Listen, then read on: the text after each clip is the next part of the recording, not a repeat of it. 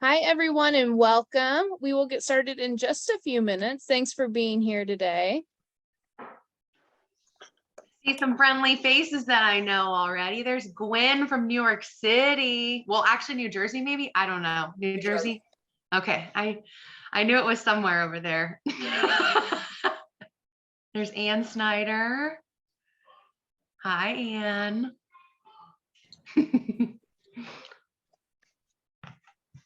I'm sure there's more faces that I just can't see quite yet.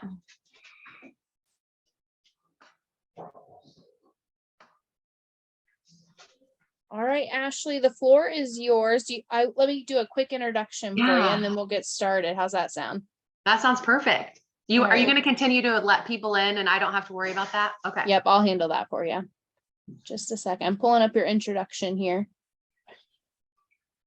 All right, everyone, thank you and welcome today. My name is Roxy Deer. I'm the Director of Membership and Education at the Wayne County Chamber, and I am so excited today. We have my friend Ashley Sieb here with us. Ashley believes that stories and human experiences bind us together. She fell in love with writing as a young girl and attended Ball State University for journalism. Ashley has enjoyed sharing her passions and crafts with the world through her work in marketing, entrepreneurship, and education. Today, you can find Ashley working in internal communications and employee engagement in corporate America. Outside of work, Ashley enjoys going on adventures with her family, riding her Peloton, and reading rescue dog stories. Ashley, welcome, and thanks for being here today. Thanks, Roxy. I know that was a mouthful at the end there, all those R's back to back. I'm dyslexic, so I applaud you for being able to read that so well. So first, thank you all for showing up. It's really great to see so many familiar faces, some new ones as well. In the chat, I have it pulled up on my other screen. So just to kick things off, just to get some conversation going, give me an update on where you work at, where, if you volunteer and you're here, that's great. Put that information in there. Give me a little indication around, why did you sign up for this session? So you saw this in an email or on social media, what inspired you to show up? And because it's lunchtime, if you want to share what you're having for lunch, put that in the chat as well, just for a little fun fact. We can see if anybody's eating anything delicious in the chat here. So I see Valerie here representing the EDC of Wayne County. Melissa, you showed up because you love me. You're so sweet. We've got Taylor with the Leland and Earlham and all this good stuff. I love to see it. I'm seeing if there is, Roxy ate a bagel. All right, we got one food update. I needed that. I wasn't going to move on until I knew what someone was having for lunch. All right, so on my side, why are we here, right? So why did Roxy reach out and say, hey, can you come speak to our group and give a little bit of context around what can we do with employee engagement? What can we do with motivating a workforce environment that we have today? So there are three reasons why I showed up today and three outcomes that I have. So first, I want everyone here to understand what are some signs of disengaged and also engaged employees. What can you as a leader and also you as a teammate look for in your peers? I know there's some teachers here as well. So other teachers and also your students, start thinking of what does engagement and disengagement look like. I'm going to share three different models with you today that you can use to reference engagement. And again, this can be nonprofit, this can be student teacher environment, and this can be corporate environment as well. So we'll give you like a high level skim of some of those models. And then I'm going to show you the model that I made up in the parking lot of my dermatologist's office whenever I got an invite to speak on a podcast. And my friend said, hey, I just want to know, how do you see employee engagement working? What does internal comms look like when it's done well? And I typed out some notes and I saw that they kind of had a theme. And so I call it the real model, which I will deep dive on today for you today. So again, you can use that in whatever work environment that you have. But first, before I move on, I want to see the chat light up because our friend here, Roxy Deer, is an Athena recipient. We just found out this past week that she won the Athena Young Professional Leadership Award. And I just want to see this chat light up and celebrate her because not only does she put these events on, but she does so much for our community. And Roxy, I just want you to feel so much love today. I'm going to try not to cry because I cry all the time, but I'm just really proud of you. And I want you to see all of this love in the chat. And hopefully you feel hyped up for what's coming up for you. Well, thank you, Ashley. And thank you everyone for the comments. You are so welcome. So deserving. So some guideposts for today. So if I could give you some perspective on how I hope you can engage today, stay engaged and ask questions in the chat. Like I said, I'm going to keep an eye on it as I go. Roxy's going to field it for questions so she can group those together at the end. I'll kind of toss some questions throughout as I'm speaking, and I'll reference those as we go. I also encourage you just to be nice. Somebody may ask a question or share an idea that you don't agree with, and that's okay. It's important that we hear all perspectives and all questions that may come in. Let's just stay open-minded to what that could look like. And then lastly, I encourage you to show up however is best for you. So if you don't want to be on camera, I understand. If you're in your pajamas, I understand. I'm wearing my Peloton leggings under this suit jacket, so it's fine. Show up as you are. And then I ask that you stay open-minded and have fun, and know that this conversation will not be an email. We will have fun. It's not going to be something you regret and think, gosh, she could have just emailed me that information.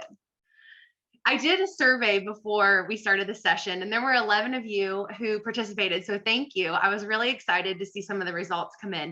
And I asked, what does engagement look like for you? Are your employees engaged? Are they not engaged? And it was a pretty mixed split. So I was pretty excited to see that they didn't get any response for not engaged at all, right? So some of you can identify that, hey, there's a good mix. Some of us are highly engaged and they really love working here. That is the dominant number there that we see. And then some of us are saying, hey, some of us are engaged, some of us aren't engaged. And that's really, really common. So I would say, looking at these results, they're not too shocking. I was a little curious that if somebody would say not engaged at all, like they were really struggling, because I also want those folks to know if you didn't take the survey and you do feel like you have a non-engaged workforce, you're not alone. And we'll talk about that in a little bit. So for those folks on the call, I see you and I understand. But first, we're going to start with a story. So here I am with little Cooper. We were visiting Tennessee not too long ago to go see my mom. And I have anxiety anyway, like just period. But I also have anxiety when I'm driving up a mountain. So if anyone's been to Tennessee, you can tell me in the chats, like, just going through those mountains and driving, it just kind of like makes your heart beat a little bit, especially if there's construction going on. So I was like, oh my gosh, okay, I'm driving through this mountain. I can do it. I'm channeling Glennon Doyle. I can do hard things, right? But then a storm hits. Now, this isn't me driving, of course, on a mountain, but this is a picture of me on that same trip on a ski lift. And I was making about that same face when the storm hit. This is a close-up. And this is a good group of, I'm here to share my double chin with you, my fear with you, my anxiety with you. I was like, oh my gosh. So the storm hits. I'm so nervous. I don't know what to do. I literally don't know why the guardrails are so small in Tennessee, Wayne. I agree with you. But I noticed that people were responding in 3 ways. And it's funny because like even in moments of like stress and chaos, I'm still trying to absorb and learn. I don't know if anybody can relate to that. So I noticed these people were driving and 3 different themes emerged. So you had some people who just kept going at the same pace. They were like, this does not bother me. I have a place to go. I got things to do. I'm going to keep going 70 miles an hour up this, stormy mountain. Then you had the people that were like, hard pass. Like, I am not even going to attempt to do this. They pulled over. They were waiting for the storm to get better. They wanted no part of driving up that mountain in a storm. And then you had people like me who looked to others to see how they were responding during this storm. And I remember being like, okay, that person put their blinker on. Okay, I need to put my blinkers on. Where are my blinkers though? Because I just got a new Jeep and I don't know how to find them. Like there was just a lot going on. Like I looked for the mentors, but I didn't really know how to do it. So it was still kind of chaotic. And the reason I'm telling you this story about me driving up this mountain and what did I learn and how is it relevant to today is that all of us have been in a storm for the last 2.5 years. Everything that we have lived through, everything that we have felt, again, whether you're a teacher, especially if you're a teacher, the storm that you felt in your classrooms, the storms that you felt in your work environments when you're trying to figure out how to have a full workforce go remote, or maybe you work in manufacturing and you have to keep the floors running with all these restrictions and it's a new way of working. it was very, very stressful, and it was very, very stormy. So when you compare that same analogy and you think about what it is that your employees were going through in that same particular storm, you saw some folks trying to go at the same pace. But you know what? That led to burnout and fatigue. And those folks are not okay. They might act like they're okay, but they're really struggling because they tried to go really hard when they could hardly see straight and the hail was coming down and they didn't even know what they were doing, but they tried to keep going. You have the people who said, hard pass, I'm out of here, I'm going to leave. So they may have left your organization. They may have, I actually know of quite a few teacher friends who actually left the profession of teaching, right? So we're seeing lots of shortages be affected by people leaving. And then you also have those groups of people who are looking for those around them to help mentor them. They're looking for other leaders, not just on the title level, but within the organization, for how do they help them get through this storm that your unique environment is struggling with right now. And the tricky thing is here, there may not be any good mentors if the first two things are also true in your organization. So if you are struggling with some of those disengaged workers, they may have nowhere to go. So what does that look like? Well, we know based on the latest research that 85% of employees are not engaged in the workforce. And that's a pretty high number. That would actually indicate that like our numbers within our little survey that we did are better than what we're seeing across the board in some of the more global workplaces. But we also know that in comparison to the storm story I just told you, 73% of employees would consider leaving their jobs for the right offer. So not only are we struggling with disengaged workers, we're struggling with the idea that our turnover is really high in our organizations. And again, nonprofit teacher, all of y'all, that means that your resources are constrained differently. That means you need to have contingent plans in place. If somebody important leaves, how do you keep the business going? How do you weather that storm if somebody really critical to your organization leaves and gets a better offer? These are questions you need to be thinking about with contingency planning, but you also need to be thinking about it within your current work environment. And the last thing that is important to know is that since this pandemic started and the world that we've, just found ourselves living in, 53% of employees feel more exhausted. So I'm not asking you to be more vulnerable in the chat, just like a hi, yes, or a no. Like, do you feel like you relate to this? Like, do you actually feel more exhausted than you did 3 years ago? It might be interesting to see if that's how people feel.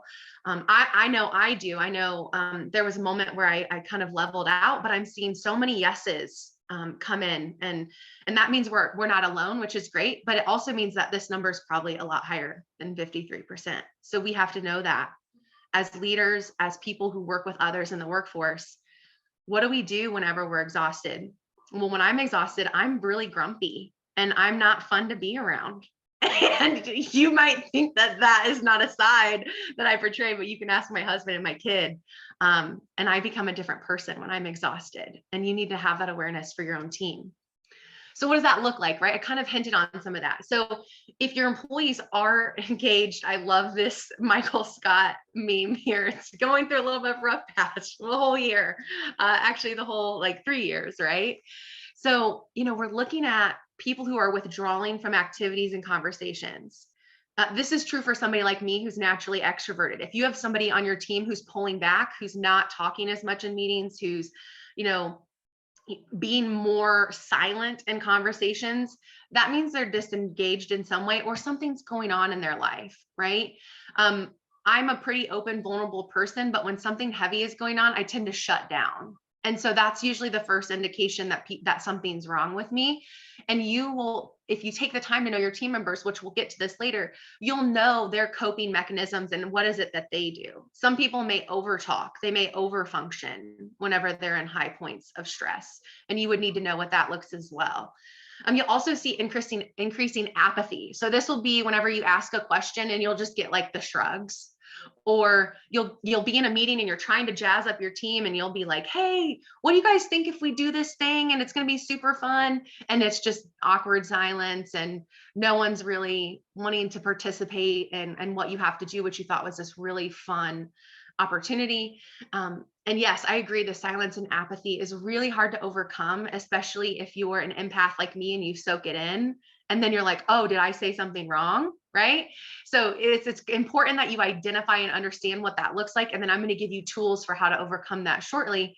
But the last thing I want you to look at here is declining health. So when your teacher friends, when your students are showing up and they have declining health symptoms, mentally, physically, emotionally, that's really important for you to notice. And I agree with you, Gwen, that this is even harder when we're building environments, we're in environments where it's virtual, right?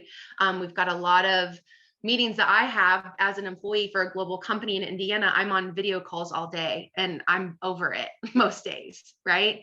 So what is it that we can do to help with some of that? Now, the opposite of that would be that if we have engaged employees, that our morale will be different, our workplace will be different. People will be excited to come, and because they're excited to show up to class, to show up to your nonprofit event, to show up for your work calls, everybody benefits. The customer benefits, the supplier community benefits, we all benefit. There's improved productivity because people know what they're supposed to do and why they're there. There's purpose, there's vision, there's mission, and people tend to gravitate toward what that outcome could be for them. So we know there are some really strong benefits of engaged employees. And you all know that as well. So I'm not going to go through all of these. I'm going to send the slides out so they're available later so you can see what your peers had to say about this topic. But one of the items that I really love on this question is somebody who said, the environment looks great whenever there's freedom to express your ideas and opinions, and there's no silos, regardless of titles. People are in it together. I think if you can build an environment where people aren't caught up in what is that person's title or how do they have a hard conversation, then that's where the real magic happens, because people feel comfortable to be themselves and articulate their ideas with you, and they know that they're in a safe environment to do so. I can be me. I can show up. I can tell you when I'm having a hard day, and I can show up and tell you when I'm having a great day, and we can honor that space, right? So you do have to build some psychological safety on your team to do any of these that are mentioned as an engaged workplace. It does take effort. It does take intentionality, but these are clearly some of the good benefits that you can have. And I also love this one as well. I want to call it out because I think it's really important. There's somebody said something like, hey, it's like a Wall Street trading floor. There's movement and ideas and collaboration. And that's like a really engaging environment for them. I think that's important. And this is my multiple realities that I want to toss in here. That if who's an introvert, who can I pick on? I'm not going to pick on anybody. I was just seeing if I could pick on Roxy. I know she jokes about being an introvert sometimes. All right. She did. She put herself in the chat. Okay.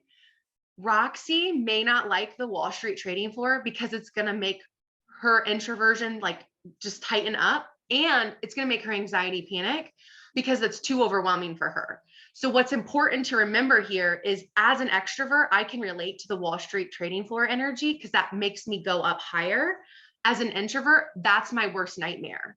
So figuring out what is it that my employees like, what is it that they don't like, and what environment do they succeed in based on how I know them. That's really critical because as Ed said, I can be allowed to handle that time, right? So we need to know that not everybody wants the Wall Street floor, but we need to know how to get everybody out there to have movement, to have ideas, to have collaboration in an environment that provides space for all of these options. And we'll talk about how you can do that in a little bit. There are 3 models that I promised I would go through. The first one here, I'm not going to deep dive on some of these. I'm only going to deep dive on mine. I want you to put this in your notepad or screenshot this slide and look it up later. But the Zinger model is a model for employee engagement that is based on the acronym for CARE. So a lot of this model and the content that you'll find is rooted in how do you build connections in an authentic way that help you recognize and engage your workforce. This model is fantastic. It's not one that anybody created in the dermatologist parking lot. I can assure you there's research behind this one. More than anecdotes behind mine. So I encourage you to go look this up because there is an incredible amount of awesome content on the Zinger model. And I think it's something that a lot of you could really embrace and use within your environment.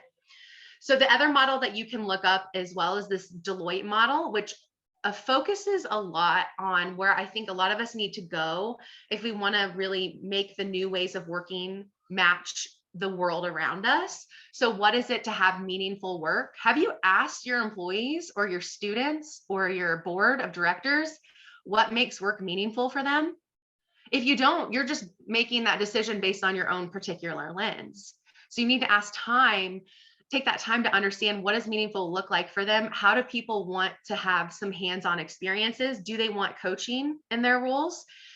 Coaching is something I'm going to get to later. It's a really important topic that I think a lot of us make assumptions on, but there are really helpful models out there to do this. We also need to understand, what is our work environment? Are you asking people the kind of environment that they feel the safest in, that they feel the most supportive in? Is it an inclusive environment? And when I talk about inclusivity, that's not just, representation of race, gender, it's representation of ideas as well. It's an embodiment of everything that makes people human. It's all of those ideas of inclusiveness. We talk about diversity, meaning I got invited to the party, and inclusion is I got asked to go to the dance floor, right? So we need to understand how both of these are super important for our workforce. So this isn't another amazing model that I would say you really need to spend some time investing in, because it can really help you out a lot.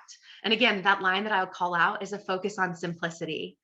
We tend to complicate a lot of things as people because we overthink and we worry, which I obviously do daily. But if we don't keep it simple, people are going to check out. So make sure that what you focus on starts with simplicity first.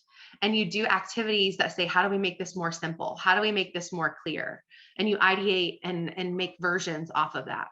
So here is my exclusive, first time ever visualized in the world employee engagement model. I call it the real model. So there are 4 elements to this model that I think could really shape any organization or environment that you're in. The R stands for research. So this means that you take the time to understand what matters to your employees, your students, the board of directors, whoever you serve, in whatever capacity you do work. There needs to be research involved. There needs to be understanding of who these people actually are and what matters to them. The second thing, I just hinted on this on the slide before, the E stands for easy. A confused mind does nothing. So if you send me an email and I'm your employee and it's really overwhelming, I don't know what the call to action is, you didn't include the link that you want me to click on to go share the post that you want me to engage with, I'm not even going to bother. Like, if you don't make it easy for me as an employee in any capacity, it's not going to work, especially with students or environments where people are already burnt out and overwhelmed, or they're learning something new for the first time. That easy factor gets often overlooked. The third one, the A, stands for ask questions. So how are you involving your employees in meetings and conversations? Some of the survey results said we want to do more breakout activities and team building activities. So I'm going to give you some suggestions later, but for the most part, you just have to get started. You just have to make it a practice. A lot of people want to jump into a call and they just want to get right down to business. They don't take the time to tell a story or ask a question or get the chat going. I intentionally did that in today's call. I intentionally started this meeting off with a question so that engagement happened really quickly. Because if you don't do those kind of things, then people can just easily check out or just go check their email. I mean, I have 2 phones, one for work, one for personal, both of them could be going off. And if I don't feel engaged in my meeting or your lecture, I'm out of here, right? And then listen is the L. So being open-minded to adjusting your mindset and approaches is really important with listening. I completely agree that if you have communications, they need to be short and simple. And I do have a framework that I'll share with you that'll help you consider, how do I have the best, simple, short, concise email possible? So that is coming up here in just a bit. So I'm going to give you a tip for each one of these letters here for you to get started early on. So when we look at research, there was quite a few people on the survey who were not doing surveys or not getting started with surveys yet. And I'll share those stats in a minute. But, for those of you who are on the call for the first time or didn't take the survey, tell me in the chat, are you doing an employee survey on a quarterly or yearly basis? Bonus point question, do you do an employee onboarding survey where you actually take time to get to know folks right when they join your organization?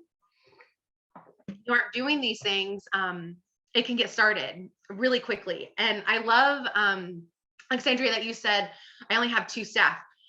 I say survey them anyway. I say people still have preferences, and you can send them a Google form to fill out for free and do it as part of the onboarding. Or I have methods for you to make it a little easier to survey them in real time on the next few slides. So in this group here, what we looked at is most of the group that responded is doing at least a survey on a yearly basis. So that's insightful to see, that's helpful. But can you think about a relationship? And if my husband asked me how I was doing once a year, I'd probably be like, you don't care about me, right? So we have to be thoughtful that we're with our employees and team members every single day. And if we only take the time to ask them how they're doing once a year, it probably doesn't feel like a good relationship.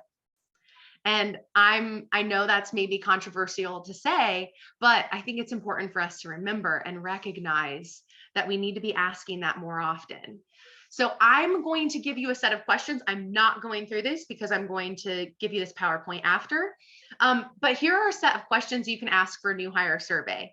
So Alexandria, I know you said I only have 2 people. I'm not sure this would work for me. These are questions that you can ask in person in a Word document or on a one-on-one. It doesn't have to be like a formal, I'm going to send it out through an email kind of thing, but really take the time to survey them in person or digitally about what it is that's important to them and brings them joy. How do they like to receive feedback and praise?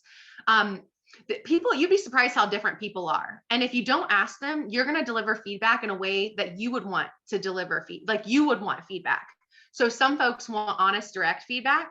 Other people need to be buffered and they need to have that compliment sandwich, right? So you need to take time to figure that out. I share this picture of a gift basket that I got because I got it for an award that I recently won at my current job. And they intentionally picked something that was catering to my eating habits at the time, right? So a lot of the stuff in there, it's like meat and cheese and wine. Most of it is gluten-free, which they know that I'm gluten-free. So when this gift came to me, the executive sponsor wrote a note and said, most of it is gluten-free. Hopefully your family can eat the stuff that does have gluten in it. And the fact that they knew that about me on a human level made this gift really special, because I know you have employees at your organization who have eating disorders, or not eating disorders. Now I'm projecting. They have eating preferences that you need to know about, because if you have a pizza party for your organization to celebrate a big accomplishment, and some of your folks are gluten-free and dairy-free like I am now, like they're not going to be able to participate. So now I just got invited to the party and I can't dance. So let's keep that in mind whenever we're doing stuff for our team. This is another set of questions to ask for company culture. So again, take a screen grab, look at these, see how you can include them into an in-person or digital survey, and come back to this. Take a look at employee engagement surveys itself. So this is really where you get to the heart of engagement. So what is it that challenges you? What are your short-term and long-term goals? What projects or committees do you want to be involved in? If you don't ask them, then they will be forced to do what you think they should do. And maybe it doesn't align with what makes them happy or what lights them up. And more importantly, maybe they have a better idea. So make sure you ask questions around engagement and figuring out what makes them happy and also what makes them miserable, right? So again, there are tools to build your surveys. This was a hot topic in the survey, which is why the pre-survey that I did. So I want to make sure I gave enough context here. You can keep it old school and you can do it on a piece of paper and print it out and have people fill it out in person.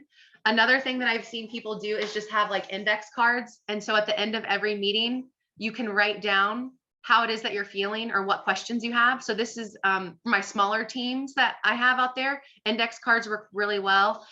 You can also do that within the classroom. What is one thing you learned today? What is one thing that challenged you today? Collect that in real time and use those each session, each important team activity. You can also use Google Forms or those virtual polls in a meeting. And then there are other paid tools that you can use as well if you want to use something like SurveyMonkey and make it digital and you have a bigger workforce.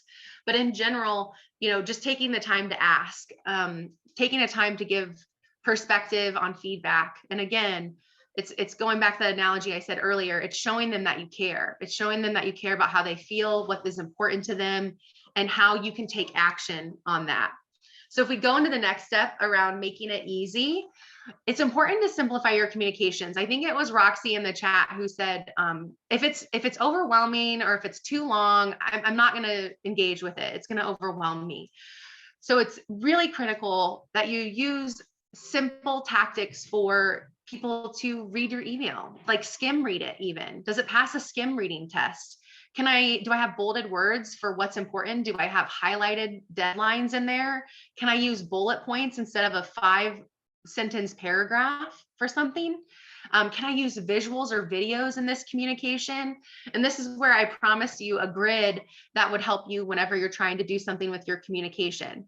So if I'm going to send out an email that has a bunch of information in it, I start out with a piece of paper or a Word document and I type out these 5 words: who, what, when, how, and I come up with an owner or an action item. And then I fill in at the highest level 1 sentence for each of those. Okay. And sometimes when emails go out internally, they literally start by saying who, and it may say all employees or, all sponsors, all donors. And then it'll say what, and then it'll give them, what am I actually talking about? It'll say when, and it'll give them a deadline. Do you know how many emails I get that have no deadline? If Roxy emails me and says, Ashley, will you speak at my events coming up? I'm going to be like, when? I mean, like, give me some timelines here, like I can't respond unless I know who am I serving? What do you want me to do? And when is it going to happen? So if you're not communicating to that in your employees, like they're just not responding because you're not enabling them with good communications, quite frankly. And I've made this mistake in the past. So you have to break it down. You have to give these details.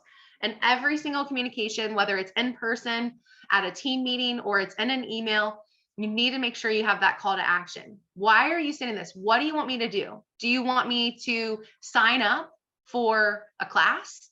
Do you want me to take a survey? Do you want me to, email you some information back? You need to make that very, very clear and simple. And this last one around owner, this is important because I like to emphasize, take this as who should I go to if I have any questions? Who should I go to if I have any concerns with what you just shared? How frustrating is it when you get an email and you don't even know who to ask the question back to, or you don't even know who can help you and you have a lot of questions or you have a good idea?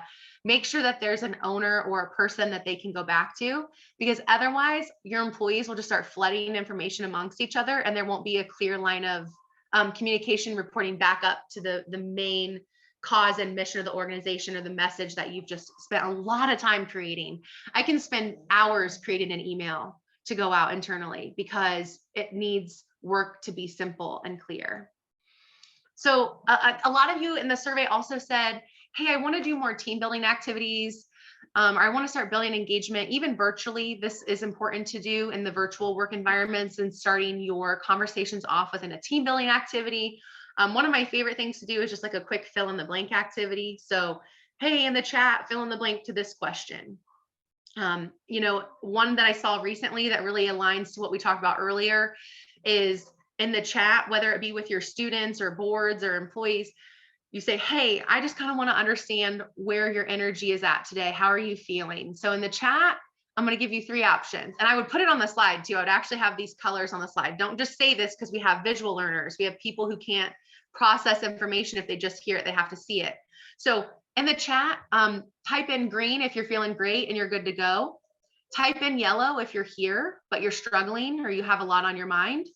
Or type in red if you're here, but man, you're just really checked out and it's really hard for you to be here today. And by doing that, Lisa, thank you. You chimed in already. We've got some people saying they're green and they're good to go. Yes, I'm ready to be here. But if my teammate says red, and if it's Roxy says red, I know not to call her out in the meeting. I know that she's having a hard day. So if I put her on the spot, I'm going to make her spiral, or I'm going to make her feel even more upset. So just by that one activity as a leader or a team member, then you understand. And I see, oh, Teresa's green. I can pull on her really quickly and have her present something with me in real time. It's a really quick tactic to understand emotionally where is your team, and then give you the right context as a leader to make sure that you're being mindful of what's important to people. I really love doing these personality tests, not because I think they're the truth. Alexandria and I always talk about Enneagram, and I'll be like, well, it's because you're a 3. And I think you're feeling this way because you care a lot about your goals and what is important to you. And I care about what makes me feel happy, right? So if I don't feel happy, then I'm not going to be here. So these tests are important because they're kind of guidelines. They're not definite, right? Like they're not set in stone. I see somebody ask if I'm a 4. I'm actually a 7. Yeah. Alexander beat me to it. So what's important is we know this about each other because then we can better support each other. So I can be a better friend to Alexandra, for example, because I know what her tics are, because I know what motivates her. This is important for the workplace as well. I really love 16 personalities. This is a little bit of a longer test. The one I was just talking about is Enneagram, but 16 personalities kind of aligns with like a Myers-Briggs type of environment where it shows you how do you work the best, who do you work the best with, who do you struggle working with, what is it that motivates you? All of those really, really really big details that make it important to working together. I have my students when I teach at Miami University take these tests because I need to know this stuff about my student environment as well. I would also encourage you to do this with your board of directors. So Linda, I see you on here, like making sure that board of director wise, like we have a good understanding of what it is that motivates our board and how do they like to engage with us and what roles do these people like to be in. There's a cool one I just came across. A screenshot here is about emotional intelligence. I think this is even more important if you want to weather the storms that we have right now, that you have a strong EQ, and your EQ gets better when you test it and you flex it and you spend some good time understanding what that is, what that looks like. So this is the screenshot from the Berkeley Emotional Intelligence quiz, and it gives you some screenshots. For example, this face right here, if you saw this face in a meeting or a conversation, what is that face? And the options were kind of hard. Like, is it fear? Is it anxiety? Is it surprise? Is it disgust? I got it right because I know this space well because I'm a very fearful person. So I was like, oh yeah, that's like looking at myself on the daily. But it gives you a chance to practice some of this. And I see some other recommendations coming in the group chat, which I really love. So keep sharing those. Again, use these to understand your team. This is going to make them feel seen and heard and valued if you take the time to understand what it is that is important to them and how they operate and how they think, right? So I know that another question I asked in this survey was around having a magic wand. And if you could change anything, what would change? And I'm putting these in here because there are a lot of really great ideas that I think other folks could benefit from. And I also look at this list and think, why not? Why can we not do these? What is holding us back? And if you put in there, like the first one, less people, people that are unkind. Why are they unkind? What is it that's making them act this way? Can we have some opportunity to reflect on that behavior? And what is it that we don't want to tolerate? What are those, kind of activities where we can brainstorm? When you have an environment, this is another tip I learned from like an EQ training.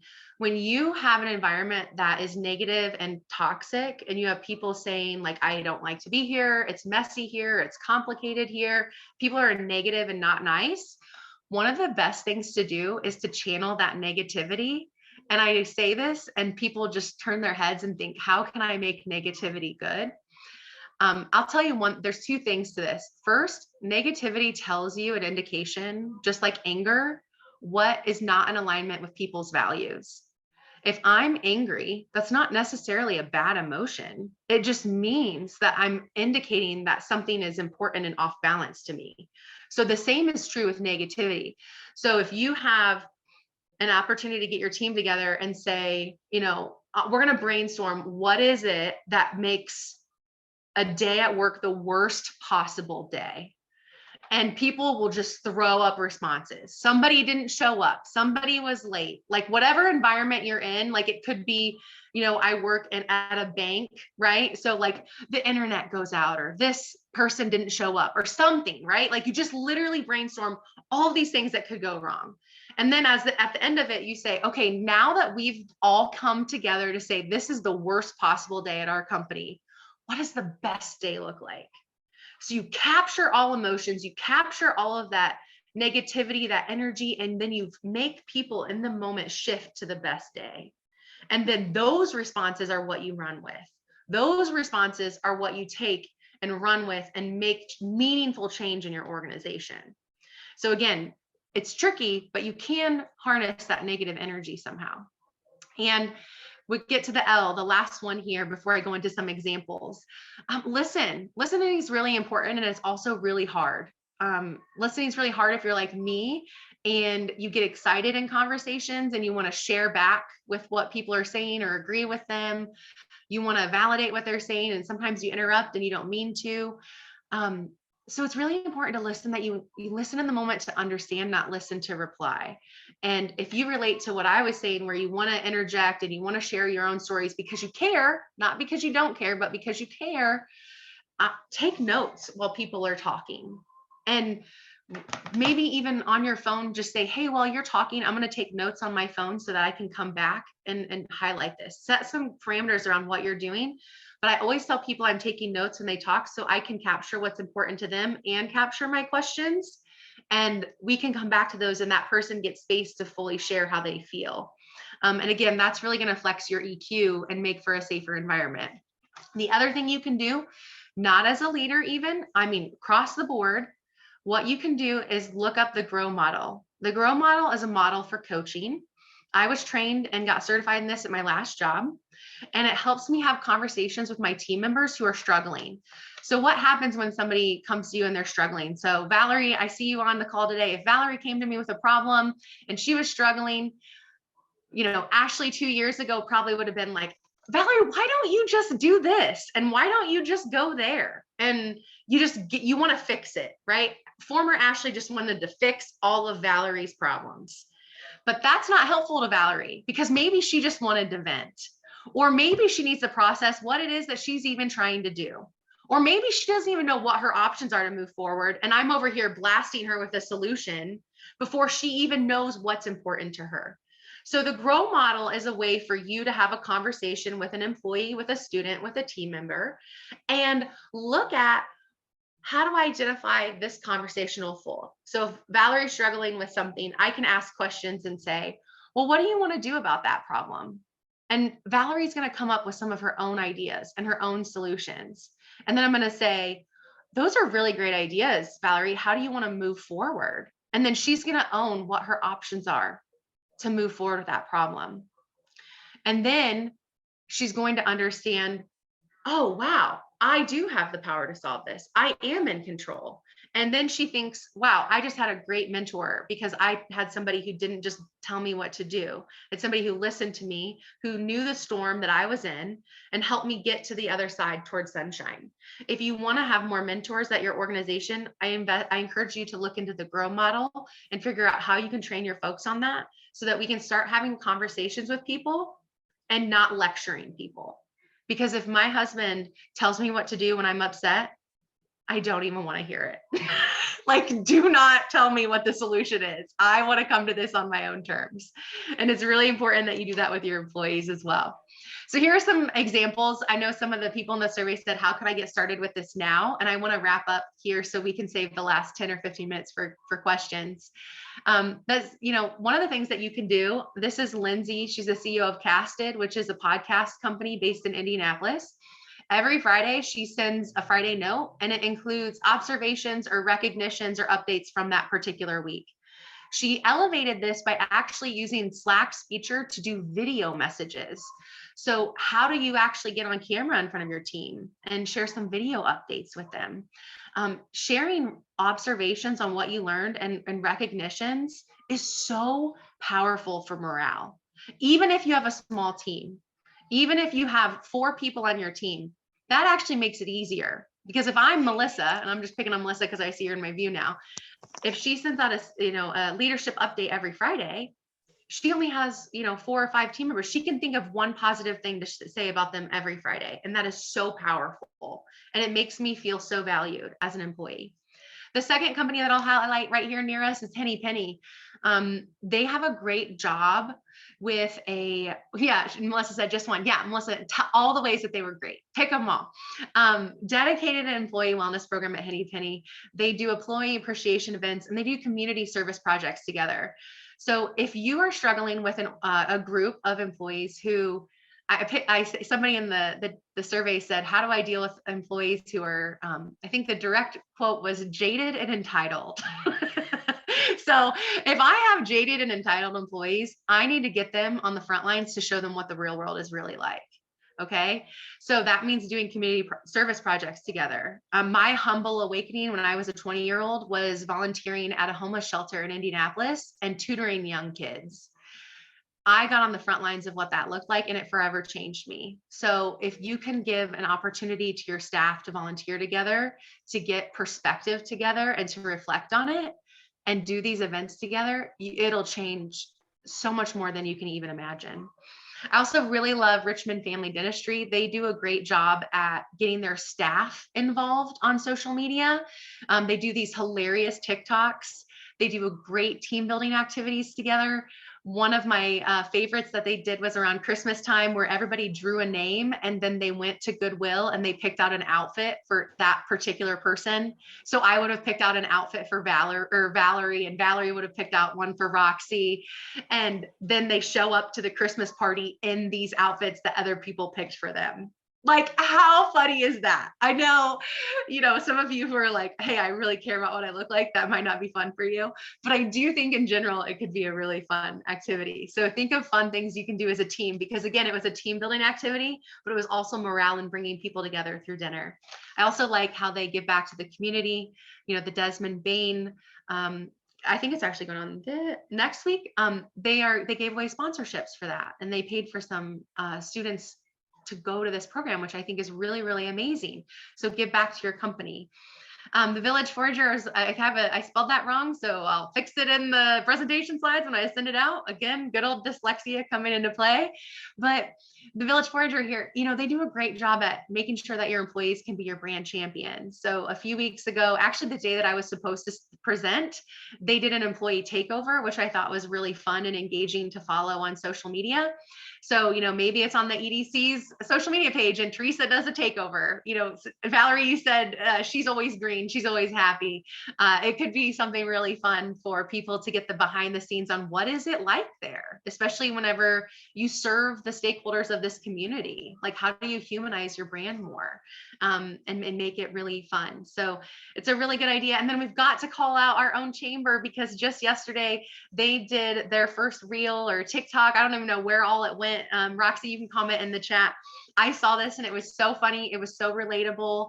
And I think she said something like the engagement went up 9,300% in one day.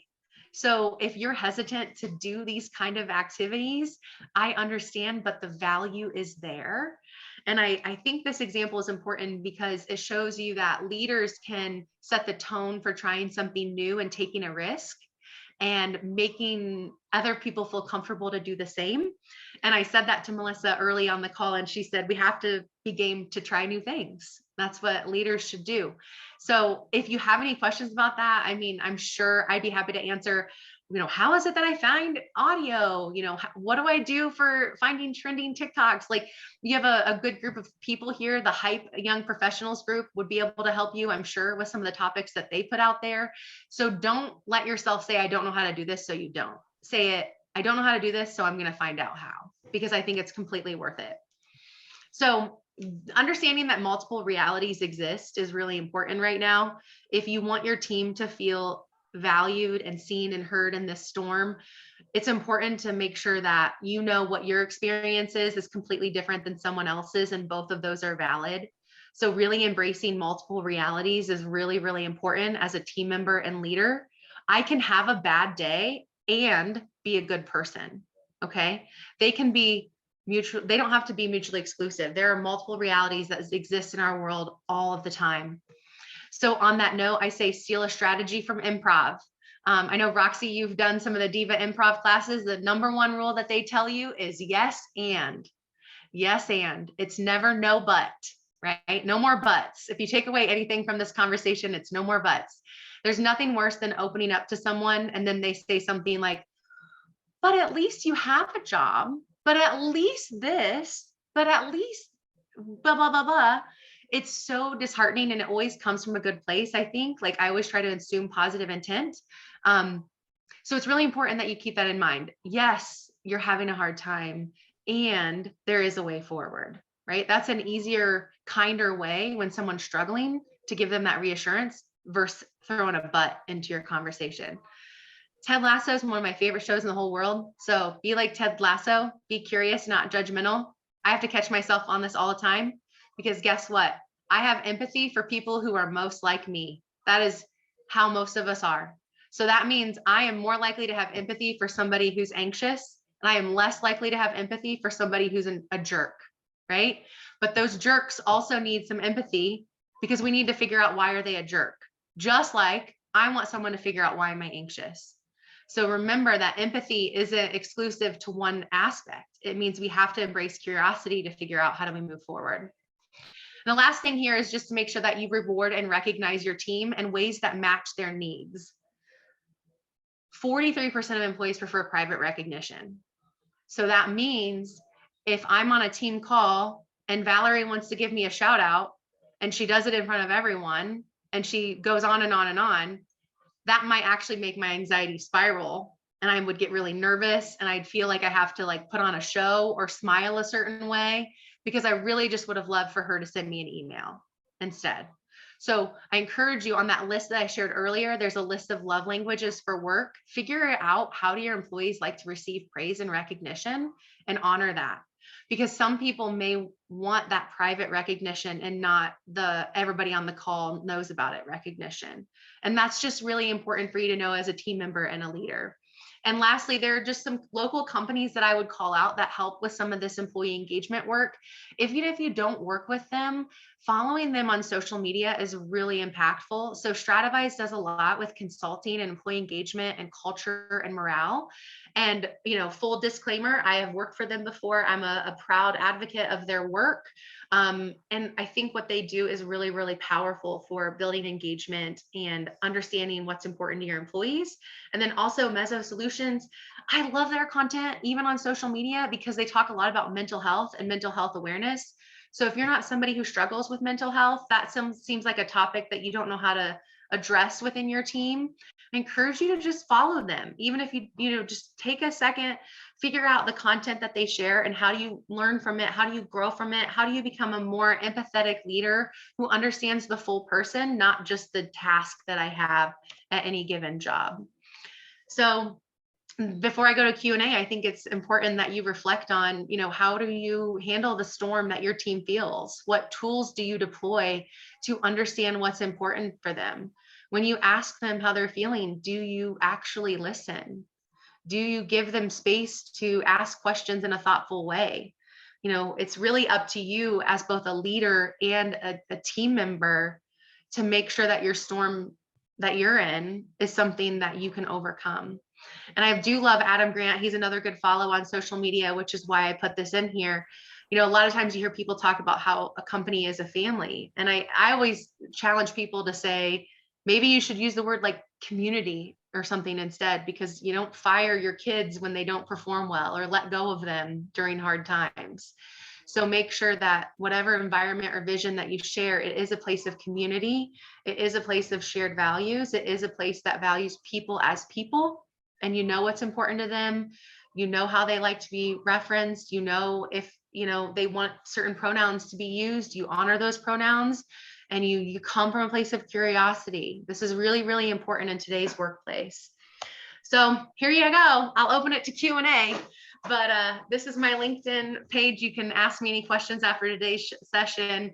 But I do have to put the disclaimer slide in here that I shared earlier. Like, this is literally who I am. This is the profile you see on LinkedIn. This is literally who I am as a human being in my deepest core.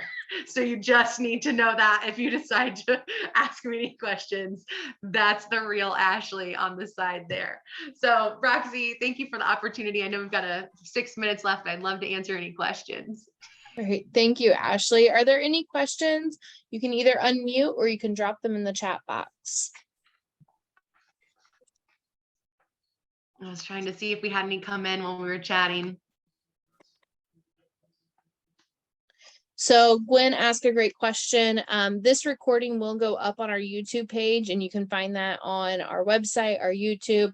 We'll share it on social media as well as our app. If you haven't downloaded our app, you can go to your app store and search WCACC, and there's a link there to all of our webinars.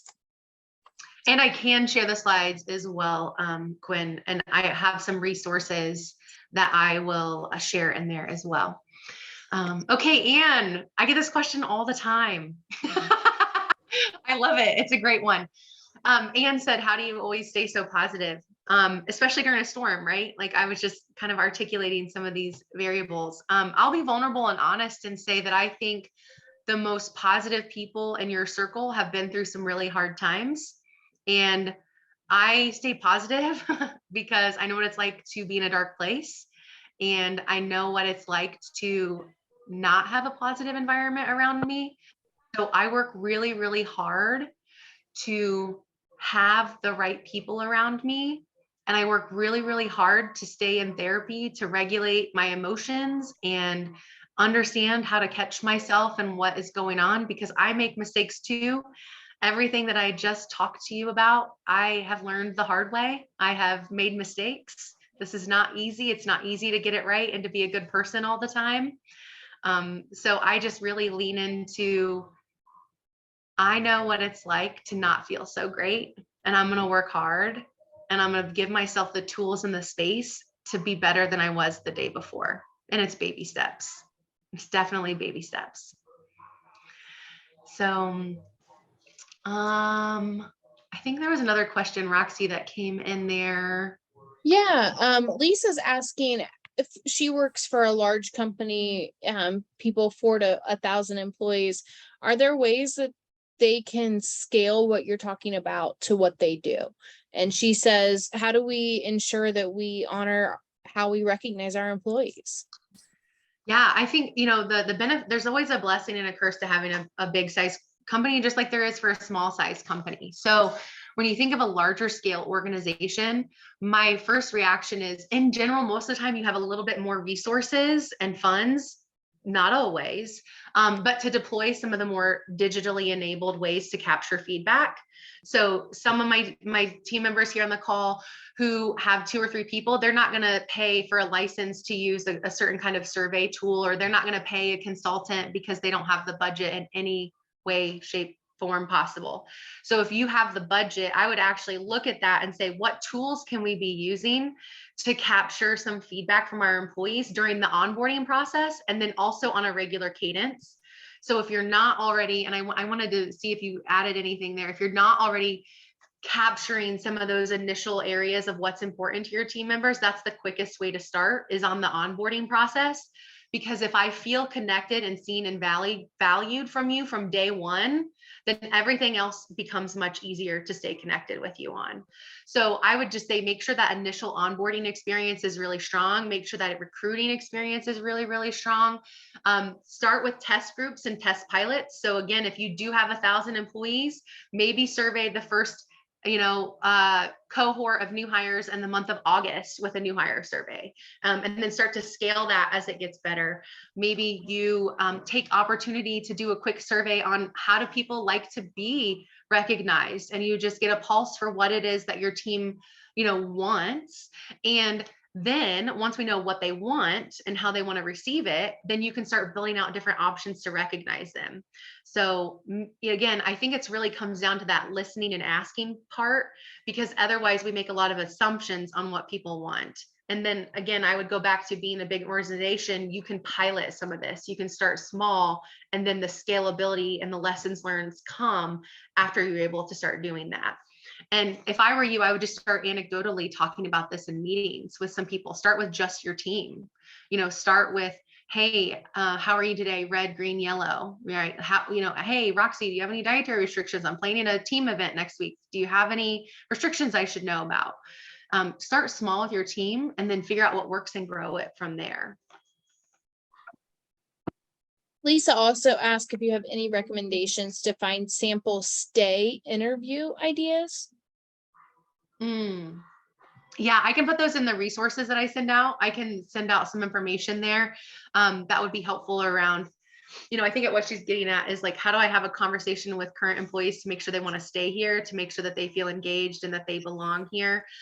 So I did come across some of that stuff. And there's also some really good TED Talks out here that talk about that topic. So I'll put a resources slide at the end of the presentation and then make sure that you have it handy. And then Lisa, I'll make sure, I think it was Lisa who asked the question about scaling. I'll make sure that through my research, I found another article that talked about different options based on where you are in your company growth and your maturity, because that does matter when you're trying to do things. Because I think we all know, if you get promised something, if my husband asks me where my dream vacation is and I tell him, and then he takes me to, I don't know, Target. I love Target. I can't think of something that would be odd. If he asks me for my dream vacation and he just takes me to like Indianapolis for like a quick overnight trip, and I told him I wanted to go to the Bahamas, I'm going to be like, I told you I wanted the Bahamas. Why am I here at this little hotel in Indy? We go here all the time. That's the same example that your employees will have. So if you ask them questions on how they want to receive recognition and the new ideas to reward them, and you keep doing the same old thing that you've always done, people are going to leave because they're going to feel like, why did you even ask me? Did you not really care? So if you can't make immediate change, I would just say, hey, we're doing this survey. We'd like to make change within the next year, like have some kind of timeline in there so that they don't think it's going to happen immediately, but they also know that it's on the horizon. Ashley, this is a question I think I've asked you a million times. How do you stay so motivated and on task when you're feeling super overwhelmed? There are some days here that I feel so overwhelmed with what I need to do that my brain just wants to shut down and I'm mentally done for the day. Yeah. So, one of the things that has helped me, and it fundamentally has changed my life, and it's going to sound so simple and people are just going to be like, what? But I want you to really narrow how simple this idea is. I started a new job in 2018, and that happened to be one of the times when I had my biggest emotional breakdown of my life, and everything that I had been through just came crashing down at me all at once. And I was sitting in the parking lot of this new job that I thought was my dream job. And I looked around me and I thought, I should feel so happy and grateful to be here. And I'm the saddest I've ever been. Everything felt heavy. Everything felt impossible. And then I felt that shame and guilt of like, why aren't you happy about this? You wanted this. You asked for this. And I got on a call with my therapist and she said, Ashley, I want you to focus on one thing at a time. And today I have a very busy day. It's back to back. It's meetings in the morning. I had physical therapy in the morning because I tripped over something in my garage, and then I had physical therapy, and then I had this session, and I have boom, boom, boom, all these things on my list. And the one thing that I came back to was the only thing you need to do right now, Ashley, is this presentation. This right here is the only thing on my mind right now. It is the only thing I care about. And if you can train your brain to focus on one thing at a time, and it's hard, and I know it sounds simple, but it's hard. If you can actually look at this and say, the only thing I need to do right now is this one meeting, is this one project, even when you've got 1,000 tabs open in your brain, you pick one and you focus on it and you follow through on it, not just for others, but for you, because anxiety hates action. So if you can follow through on a promise you made to yourself, that's when confidence builds. That's when motivation rises. And again, it's really hard, but that's the simplest way to look at it and approach it.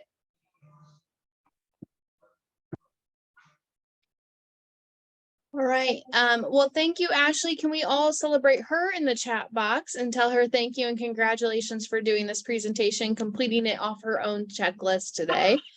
Ashley, we are so thankful to have you as a chamber member, but also to present these topics to our members. We always know that when you show up, there's going to be a great turnout and great content for everyone. So thank you.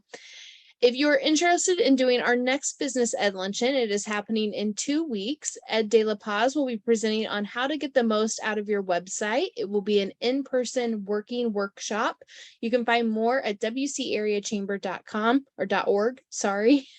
And you will be able to register for that event as well. We look forward to seeing you in our future events. And thank you once again to Ashley for doing all of this today. Thank you all. Please connect with me if you have any questions. And Roxy, great job. And congrats on being an Athena. Thank you. Have a wonderful day, everyone. Thank you.